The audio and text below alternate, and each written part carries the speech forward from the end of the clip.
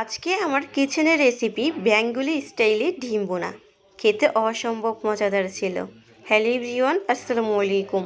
New recipe দেখার জন্য সবাইকে আমন্ত্রণ জানাচ্ছি।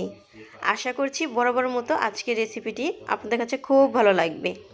চলুন দেখে নিই প্রস্তুত প্রণালী। আজকে বেঙ্গলি স্টাইলে ডিম বোনা রান্না করতে কি লাগে। ডিম বোনা রান্নার জন্য 10টি ডিম নিয়েছি।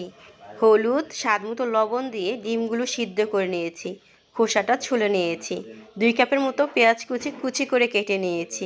ধুয়ে পরিষ্কার করে রান্না বসিয়ে দিয়েছি লাড়কি চুলাতে। 1 চা চামচ হলুদের গুঁড়া, 1 চা চামচ মরিচের গুঁড়া, স্বাদমতো লবণ দিয়ে ডিমগুলো ফ্রাই করে নিয়েছি। দেখতে কতটা লোভনীয় অসাধারণ লাগছে। খেতে অসম্ভব মজা ছিল বেঙ্গলি স্টাইলের ডিম বোনা খেতে। অসম্ভব মজাদার। 1 কাপ রেগুলার রান্নার তেল, 2 কাপ পেঁয়াজ কুচি দিয়ে পেঁয়াজটা ব্রাউন কালার করে ভেজে নিচ্ছি। ভেজে নেওয়ার পর 1 চা চামচ হলুদের গুঁড়া, 2 চা চামচ মরিচের গুঁড়া, 10টি ডিম দিয়ে উপরে যখন তেলটা বেশি উঠবে ওই পর্যায়ে পরিমাণ মতো ঝোল দিতে হবে। ঝোলটা শুকানোর জন্য ওয়েট করতে হবে। 10 থেকে 12টা কাঁচামরিচ দিয়ে দিয়েছি। 5 থেকে 6 মিনিটের মতো চুলটা শুকিয়ে নিয়েছি।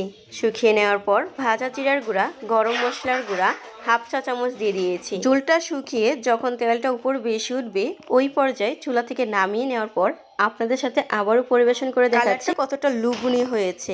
সেরা স্বাদের বেঙ্গলি স্টাইলে ডিম বোনাটা খেতে অসম্ভব মজাদার ছিল। আজকের ডিম বোনা রেসিপিটি সেম টু সেম ফলো করে বাসায় ট্রাই করবেন। অনেক মজাদার, অনেক সুস্বাদু।